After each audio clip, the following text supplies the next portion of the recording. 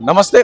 Madiga versus మాల అని చెప్పేసి నడుస్తుంది రాష్ట్రంలో అని చెప్పేసి మనం చూస్తాం. ఎస్సీ వర్గీకరణకి ఒక వైపేమో మద్దతు కొంటున్నామని చెప్తూనే ఇంకో వర్గమేమో లేదు మేము ఎస్సీ వర్గీకరణకి వ్యతిరేకం, అందులో ఎంఆర్పీఎస్ వ్యతిరేకం అని చెప్పి చాలా సందర్భాలు మాట్లాడడం కూడా జరుగుతుంది. సో మాట్లాడడం అసలు ఈ ఎపిసోడ్ ఏడికి పోతుంది, అసలు ఎందుకు ఇంత ఎస్సీ వర్గీకరణకి మాల సామాజిక వర్గం కావచ్చు ఎందుకు వద్దంటున్నారు అని చెప్పేసి మాట్లాడే ప్రయత్నం చేద్దాం. సో మనతో పాటు దరువు ఎల్లన్న గారు అన్న. నమస్తేనా? నమస్తే అన్న. ఏందన్న అసలు ఎస్సీ వర్గీకరణ ఎస్సీ టు మాలా కావచ్చు మాది కావచ్చు ఎవరు ఎంత జనం ఉందో అంత వస్తుంది అని చెప్పి మందకృష్ణ గారు అంటారు. కానీ వాళ్ళేమో వద్దు మాకు దీన్ని చేయొద్దు అని చెప్పేసి వాళ్ళు చెప్తున్నారు. ఎందుకంటే అంటే వాళ్ళు ఇప్పటి వరకు అనుభవించున్నారు కదా, అనుభవించున్నారు కాబట్టి ఇంకా అట్లనే అనుభవించాలని చెప్పేసి ఎక్కడ మా అవకాశాలన్నీ పోతాయో అని చెప్పేసి. ఎందుకంటే గతంలోనే ఉషా మెహ్రా కమిషన్ కానీ రకరకాల గతంలో ఒకసారి వర్గీకరణ అమలై చంద్రబాబు నాయుడు ప్రభుత్వంలో అమలైన తర్వాత ఒక దశలో వర్గీకరణ ఫలితాలు అనుభవించిన బిడ్డలు ఒక దశలో అనుభవించిన వాటిని మళ్ళీ వాళ్ళు వ్యతిరేకంగా వాళ్ళ లాబింగ్ తోటి దాన్ని రద్దయ్యేటట్టు చేసిన తర్వాత మాదిగ బిడ్డలు తినే తిండి ముందు ఉన్నటువంటి ప్లేట్ను లాక్కున్నట్టు తిండిని లాక్కున్నట్టు చేసిన పరిస్థితి ఉండే. ఇవాళ చాలామంది ప్రజాస్వామికవాదులు, రాజకీయ పార్టీలు, ప్రజా సంఘాలు ఎవరినైనా తీసుకొని అడగండి, వర్గీకరణ మీరు వ్యతిరేకమా అనుకూలమా అని చెప్పేసి అడగండి. అన్ని పార్టీలు అనుకూలమే, అన్ని ప్రజా సంఘాలు అనుకూలమే. కేవలం ఆ ఒక్క సామాజిక వర్గంలో ఉన్నటువంటి కొంతమంది మాత్రమే వ్యతిరేకం. ఆ సామాజిక వర్గం మొత్తం అనట్లే నేను.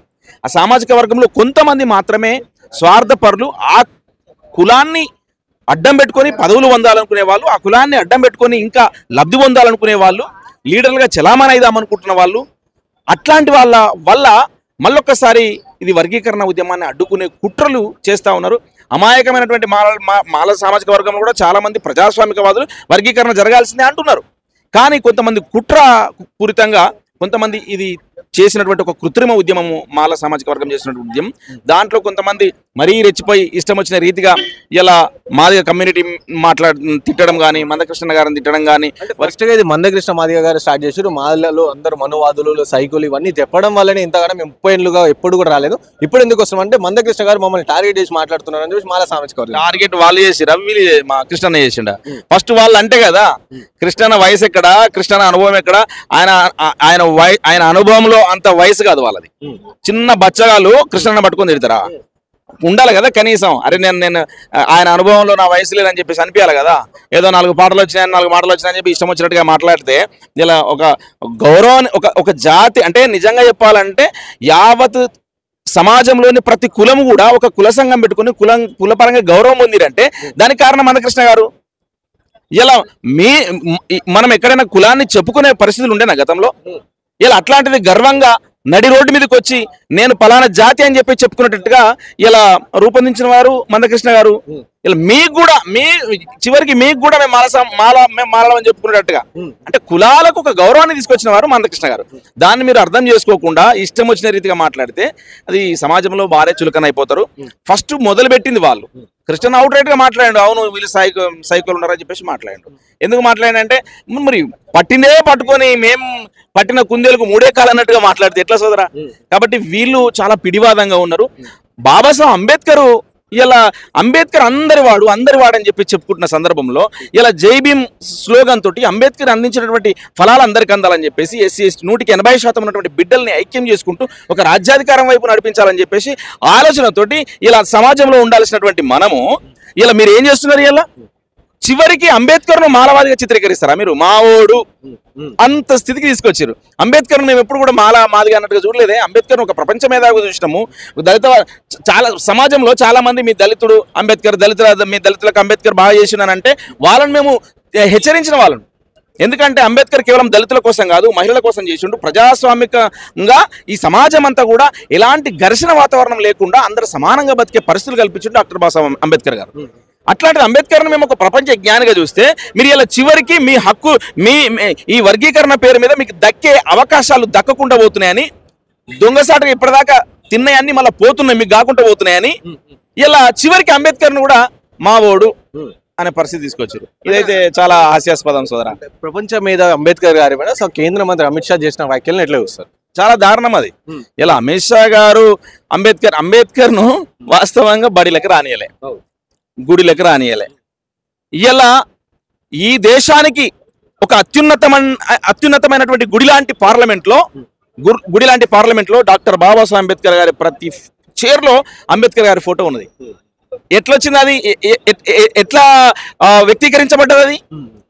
అమిత్ షా గారు ఏం మాట్లాడరు స్పష్టంగా, మీరు అంటే అంబేద్కర్ అంబేద్కర్ అంబేద్కర్ మాట్లాడతారు, దేవుణ్ణి తలుచుకుంటున్నా కనీసం స్వర్గం అన్న దక్కుతుంది అని చెప్పేశాను. నిజంగానే చెప్తున్నాం, మాకు స్వర్గాలు నరకాలు మాకు అన్ని ఈ భూమినే, మేము ధ్యాసలో లేము, మేము ఊహలలో బతికేటోళ్ళం కాదు, నిజ జీవితంలో బతుకుతున్న వాళ్ళము. ఇలా ఆ నిజ జీవితంలో మేము అంటరానితనాన్ని అనుభవించిన వాళ్ళము. ఈ నిజ జీవితంలో సమాజం అంతటి కూడా మేము సేవ చేసి ఈ జాతులన్నీ కూడా, నిమ్న జాతులన్నీ కూడా ఇలా సేవ చేసి ఆ కష్టంతో సమాజం మంచిగా ఉండాలని చెప్పి స్థాపించిన వాళ్ళు.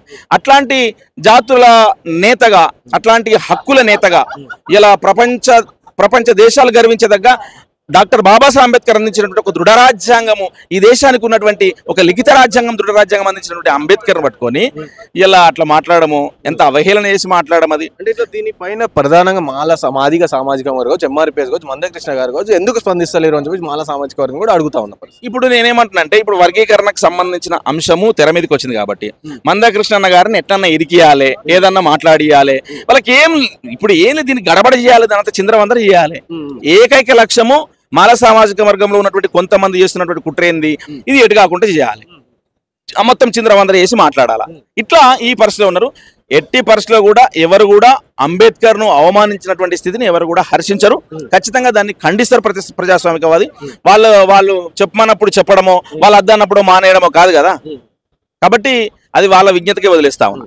అంటే దీనిపైన ప్రధానంగా చూసుకుంటే, అంటే ఇంత 30 ఏళ్ళుగా అన్నదమ్ములుగా కలిసి ఉన్న మాల కావచ్చు, మాదిగ సోదరులు కావచ్చు, అందరూ ఇప్పుడు ఒక్కోళ్ళ మీద ఒకళ్ళు పాటలు రాసుకోవడం, ఒక్కోళ్ళ పైన ఒక్కోళ్ళు ఇష్టం వచ్చి తీసుకోవడం, అంటే దీన్ని అంటే సమాజం దీన్ని ఎట్లా యాక్సెప్ట్ చేస్తాం? నేను తెలంగాణ ఉద్యమం లాగానే చూస్తున్నాను దీన్ని కూడా. తెలంగాణ ఉద్యమం సహజ ఉద్యమం, హక్కుల కోసము. ఈ 60 సంవత్సరాలుగా ఏ గడ్డ మీద పుట్టి ఒక బానిసలుగా ఈ గడ్డ మీద చిత్రీకరించబడ్డము, మన నీళ్లు నిధులు నియామకాలన్నీ కూడా ఆంధ్రుల పాలైనప్పుడు ఎట్లయితే గొంతెత్తి పాటపాడి 60 సంవత్సరాల పోరాటం నడిచిందో ఇది ప్రజాస్వామికమైన డిమాండ్. ఆంధ్ర వాళ్ళు చేసింది కృత్రిమ ఉద్యమం. మనం కలిసి ఉందాం, వాళ్ళు కూడా గదే అన్నారు కదా, మొత్తుకున్నారు, కలిసి ఉందాం కలిసి ఉందాం కలిసి ఉందాం అన్నారు. ఏమైంది? మీరు కలిసి ఉంటే మీకే కలదు సుఖం, మాకు కాదు. కలిసి ఉంటే కలదు సుఖం అన్న స్లోగన్ ఇస్తారు కదా, కలిసి ఉంటే మీకు సుఖం, మాకు కాదు కదా, మాకు కష్టమే. కాబట్టి తెలంగాణ విడిపోవాలి, మా రాష్ట్రం మాకు కావాలి, మా నిధులు మా నీళ్లు మా నేలలో పారాలి, మా నిధులు మాకు చెందాలి, మా ఉద్యోగాలు మాకు కావాలని చెప్పేసి కొట్లాడినాము. అది బ్రహ్మాండమైనటువంటి సక్సెస్ అయింది. కట్టల రూపాయల సంచులు పట్టుకొని ఇలా చాలా మంది బడా పారిశ్రామికవేత్తలు ఆ సీమాంధ్ర నుంచి వచ్చి ఇలా అడ్డం పెట్టినా కూడా, ఈ ఉద్యమాన్ని చల్లారాలని చెప్పేసి కుట్రలు చేసినా కూడా, రాజకీయంగా తెలంగాణకు అనుకూలమైన నిర్ణయం రాకుండా కుట్రలు చేయాలని చెప్పేసి ఎన్ని కుట్రలు చేసినా కూడా దాన్ని పటాపంచలు చేసి తెలంగాణ ఉద్యమం ఉవ్వెత్తున ఎగిసిపడి రాష్ట్రం రాలే. అట్లనే వర్గీకరణ ఉద్యమం కూడా సేమ్ పార్శ్వం, దానికి దీనికి ఏం తేడా లేదు. వర్గీకరణ ఉద్యమం కూడా సేమ్ మాల వాళ్ళు చేస్తున్నటువంటిది కృత్రిమ ఉద్యమం, మాదిగ సామాజిక వర్గం చేస్తున్నటువంటిది ఒరిజినల్ ఉద్యమం.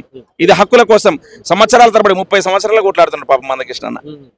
ఆయన చేస్తున్న పోరాటం మాదిగ జాతి విముక్తి కోసం చేస్తా ఉన్నాడు. ఇలా కేవలం ఒక జాతి కోసమే చేయలే కృష్ణన్న, చాలా జాతుల కోసము, పసిబిడ్డలకు గుడ్డ ఆపరేషన్ కోసం పోరాడిండు, వృద్ధుల కోసం, విధానాలు ఎన్ని పోరాటాలు చేసిండు, వికలాంగుల కోసము. అట్లా ఎంఆర్పిఎస్ తోటి అందరికీ అండగా నిలబడ్డటువంటి మందకృష్ణన్న 30 సంవత్సరాలు ఈ జెండా పట్టుకొని తిరుగుతా ఉన్నాడు. ఇలా యావత్ సమాజం అంతా కూడా ఆలోచించి చివరి దశ పోరాటం ఇది. ఒక పక్కన సేమ్ సీమాంధ్ర పెట్టుబడిదారులు కూడా కట్టల సంచులు పట్టుకొని ఎట్లయితే దిగిర్రో తెలంగాణ ఉద్యమాన్ని ఆపడానికి, ఇలా తెలంగాణలో ఉన్న పెట్టుబడిదారులు కూడా, ఆ మాల సామాజిక వర్గంలో ఉన్న పెట్టుబడిదారులు కూడా ఈ వర్గీకరణ ఉద్యమాన్ని ఆపడానికి రకరకాల కుట్రలు చేయడానికి వాళ్ళు కూడా కట్టల సంచులు పట్టుకొని తిరుగుతా ఉన్నారు. 30 సంవత్సరాలుగా పోరాటం చేసిందని తీసుకెళ్లి బీజేపీ మనువాది వాళ్ళ కాళ్ళ దగ్గర పడేసారు, ఆత్మగౌరవం వాళ్ళ దగ్గర పడేసారు అని చెప్పి ప్రధానంగా వస్తున్నారు. చాలా స్పష్టం చేసిరు ఈ రోజు మందకృష్ణ గారు. కృష్ణన్న గారు ఏం చెప్పారు? ఇలా నేను మొదట బీజేపీ జెండా పట్టుకోలే, నేను మొదట కాంగ్రెస్ జెండా పట్టుకోలే, నేను ఫస్ట్ తెలుగుదేశం సపోర్ట్ చేసిన, నేను ఏ జెండా కప్పుకోలే. రాజకీయ నిర్ణయం కాబట్టి, రాజకీయ పార్టీల యొక్క అనుకూలత, రాజకీయ పార్టీల యొక్క మద్దతు అవసరం కాబట్టి నేను వెళ్ళినా. ఇలా నా జాతి ప్రయోజనాల కోసం ఈ పార్టీ ఆ పార్టీ అన్ని పోయిన తర్వాత ఇలా చివరికి దేశ ప్రధానమంత్రి మాదిగల బహిరంగ సభ పెడితే, ఆ మాదిగల బహిరంగ సభకు వచ్చి మేము ఖచ్చితంగా వర్గీకరణ చేస్తామని చెప్పేసి భరోసా ఇచ్చింది. కాబట్టి మందకృష్ణ గారు వారికి కృతజ్ఞత చెప్పిండు. అయినంత మాత్రాన కృష్ణను పట్టుకొని ఏమైనా బీజేపీ కండవ కప్పుకున్నాడా, ఏమైనా బీజేపీలో చేరిండా, బీజేపీ ఇచ్చిన పదవులు ఏమైనా తీసుకున్నాడా, ఎట్లా మాట్లాడతారండి వీళ్ళు? నాకు అర్థం కాదు. కాబట్టి వాళ్ళకి ఏం అర్థం కాక ఈ ఎట్లనన్నా చేసి చివరి దశలో ఉంది, అయిపోయేటట్టు ఉంది అని చెప్పేసి చివరి దశలో లగడపాటు ఎట్లా చేసిండు, తెలంగాణ ఉద్యమానికి అడ్డుపడ్డ లగడపాటు ఎట్లా చేసిండు, అంత ఆగమాగం చేసిండు చూసినావా? సేమ్ అట్లనే ఇలా తెలంగాణలో ఉన్నటువంటి కొంతమంది మాల సామాజిక వర్గ నేతలు చేస్తా ఉన్నారు. ఇది హాస్యాస్పదం. సమాజము హర్షించదు, సమాజం చాలా చిన్నగా చూస్తుంది మిమ్మల్ని. మాల సామాజిక వర్గంలో ఉన్నటువంటి గ్రామాల్లో ఉన్నటువంటి మాల సోదరులు కూడా వర్గీకరణ అయిపోతే మనం కలిసి బతుకుదాం అన్నట్టుగానే ఉన్నారు. విడిపోయామని ఇప్పుడు గోరటెంకన్ ఒక పాట రాసిండు, ఇద్దరం విడిపోతే భూమి బద్దలవుతుందా, ఇండియా పాకిస్తానో ఇనుప కంచబడుతుందా అని పాట రాసిండు కదా. సేమ్ ఇప్పుడు వర్గీకరణ ఉద్యమానికి కూడా పనిచేస్తుంది. ఇప్పుడు విడిపోతే ఏం భూమి బద్దలవుతుందా? వర్గీకరణ అన్నదమ్ములు, ఒక తండ్రికి పుట్టినటువంటి అన్నదమ్ములు వేరుపడతారు. ఇక రోజు కత్తులు చూసుకుంటారా? అన్నదమ్ములు వేరుపడితే వేరు కుటుంబాలుగా ఉంటారు, వేరు కుటుంబాలుగా ఉండి వాళ్ళ కుటుంబాలను వాళ్ళు పోషించుకుంటుంటారు. అట్లనే వర్గీకరణ ఉద్యమం కూడా ఇలా ఏబిసిడి వర్గీకరణ జరిగిన తర్వాత కూడా ఘర్షణ పూరిత వాతావరణం కాకుండా ఈ సమాజంలో మళ్ళీ ఒక మంచి పాత్రతో డాక్టర్ బాబాసాహెబ్ అంబేద్కర్ మన కులాలన్నీ కలవాలన్నాడు, రాజ్యాధికారం వైపు నడవాలన్నాడు. ఆ లక్ష్యం దిశగా డాక్టర్ బాబాసాహెబ్ అంబేద్కర్ సూచించిన లక్ష్యంతో ఈ సమాజంలోని ఈ కులాలని నడవాల్సిన అవసరం ఉన్నది. ఇట్లా చిల్లరమల్లర లొల్లిలు పెట్టుకొని లొల్లిలు క్రియేట్ చేసి, కృత్రిమంగా క్రియేట్ చేసి సమాజంలో ఇగో మేము ఇట్లా, మేము వాళ్ళు అట్లా అనేటువంటిది చిత్రీకరిస్తే వాళ్ళే సమాజంలో చిన్నగా అయిపోతారు. ఇది ప్రజాస్వామికమైన డిమాండు, అన్ని పార్టీలు మద్దతు ఇచ్చిన డిమాండు, అన్ని ప్రజా సంఘాలు మద్దతు ఇచ్చిన డిమాండు, త్వరలోనే అమలు కాబోతున్న డిమాండు. దాని ఫలాలు కూడా మాదిగ సామాజిక వర్గం అలాగే ఉపకులాలు కూడా దాన్ని అనుభవించబోతున్నారు. ఈ కీర్తి అంతా కూడా 30 సంవత్సరాల కింద జెండా పట్టుకొని మాదిగ జాతిని ఐక్యం చేసినటువంటి మందకృష్ణకు దక్కుతుంది, యావత్ మాదిగ సమాజానికి దక్కుతుంది అని చెప్పేసి తెలియజేస్తా ఉన్నాను. అంటే ఫైనల్గా చెప్పండి, 1,00,000 డప్పులు 1000 గొంతులు అని చెప్పేసి ఎప్పుడు చేస్తా ఉన్నారు ప్రోగ్రామ్, అండ్ ఇది మాల సింహగర్జన పెట్టారు కాబట్టి సో మేము కూడా చూపించుకోవాలని చెప్పేసి పెడుతున్నారు. అంటే మాల సింహ ఇప్పుడు పోటీగా పెట్టాల్సిన అవసరం ఏం లేదు. కృష్ణ ఎప్పుడు కూడా పోటీగా పెట్టలే. 1,00,000 కోట్ల డబ్బులకు 1,00,000 డప్పులకు జరుగుతున్న యుద్ధం ఇది. 1,00,000 కోట్ల డబ్బులు పట్టుకొని వాళ్ళు వస్తున్నారు, మేము 1,00,000 డబ్బులు పట్టుకొని మేము వస్తున్నాం, మామూలు డబ్బులు వేస్తున్నాం అన్నారు. అట్లా ఈ రెండింటిని మనం ఆలోచిస్తే కనుక 1,00,000 డప్పుల ప్రోగ్రాము ఈ జాతి యొక్క ఆయుధం. మాదిగా కమ్యూనిటీ ఆయుధమే డప్పు. ఈ డప్పు వేసుకొని కృష్ణన్న చేసినటువంటి ప్రతి ప్రోగ్రాంలో కూడా ఇలా ప్రతి ప్రోగ్రాంకు డప్పులు వచ్చేది, డప్పులు కొట్టుకుంటూ వచ్చేది మాదిగ జాతి అంతా కూడా. ఇలా కేవలం డప్పులు కొట్టడానికే మీటింగ్ పెడతా ఉన్నాడు. 1,00,000 డప్పులు హైదరాబాద్ లో ఒక్కసారి మోగితే ఎట్లుంటుంది సోదరా? ఆ అద్భుతమైన దృశ్యం నిజంగా నాకు తెలిసి గిన్నిస్ బుక్ ఆఫ్ రికార్డ్ అయ్యే పరిస్థితి ఉంటుందేమో అనిపిస్తా ఉన్నది. ఆ రోజు కోసం నేను కూడా కళ నుండి ఎదురు చూస్తా ఉన్నా.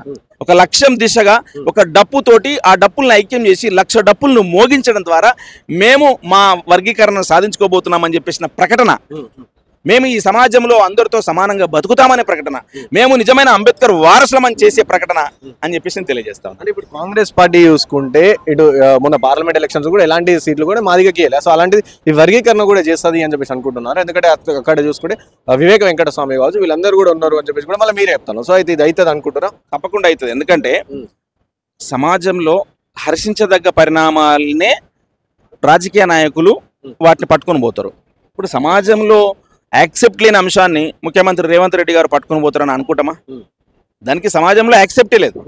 కాబట్టి నాకు తెలిసి నేను ఏమనుకుంటున్నా అంటే వాళ్ళకు కూడా సోదరా, ఈ వర్గీకరణ అడ్డుకోవాలి, ఇక ఇది మొత్తం మేము ఏబిసిడి కాకుండా ఉండాలి అనే ఆలోచన లేదు వాళ్ళకు.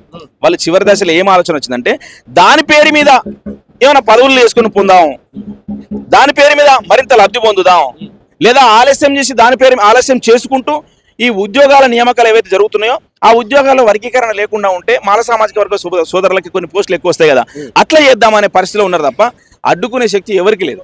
సుప్రీంకోర్టు తీర్పిచ్చిన తర్వాత ఈ దేశంలోనే మొట్టమొదటి రాష్ట్రంగా నేను అమలు చేస్తానని చెప్పినటువంటి మొనగాడు రేవంత్ రెడ్డి ముఖ్యమంత్రి. కాబట్టి ఖచ్చితంగా చేసి తీరుతాడు.